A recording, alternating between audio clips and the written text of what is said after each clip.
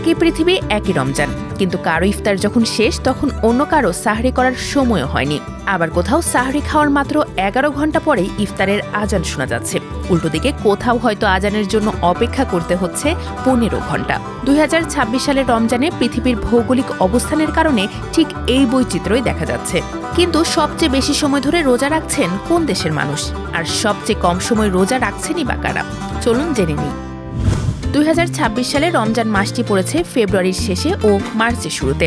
এই সময়ে দক্ষিণ গোলার্ধে দিনের আলো অনেক বেশি থাকে, ফলে এবার বিশ্বের দীর্ঘতম রোজা পালিত হচ্ছে নিউজিল্যান্ডে। সেখানে রোজার সময় 15 ঘন্টা 22 মিনিট। এরপরে আছে চিলির পুয়ের্তো মন্টো, যেখানে 15 ঘন্টা 13 মিনিট রোজা রাখছেন দেশটির মুসলিমরা। এছাড়া তৃতীয় অবস্থানে আছে অস্ট্রেলিয়ার ক্যানবেরা, সেখানকার মানুষ 14 ঘন্টা 48 মিনিট ধরে রোজা রাখছেন।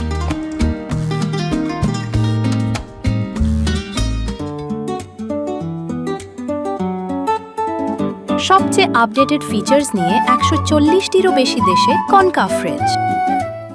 ঠিক এর বিপরীত চিত্র দেখা যাচ্ছে পৃথিবীর উত্তর দিকে। শীতের আমেজ থাকায় উত্তর গোলার্ধের দেশগুলোতে এবার রোজার সময় অনেক ছোট। সবচেয়ে কম সময় ধরে রোজা রাখছেন ফিনল্যান্ড, আইসল্যান্ড ও গ্রিনল্যান্ডের মুসলিমরা। সেখানে রোজার সময় মাত্র 11 ঘন্টা 30 মিনিট থেকে 11 ঘন্টা 50 মিনিটের মতো। আর সবচেয়ে কম সময় অর্থাৎ 11 ঘন্টা 33 মিনিট রোজা রাখছেন ফ্রান্সের প্যারিসের মুসলিমরা।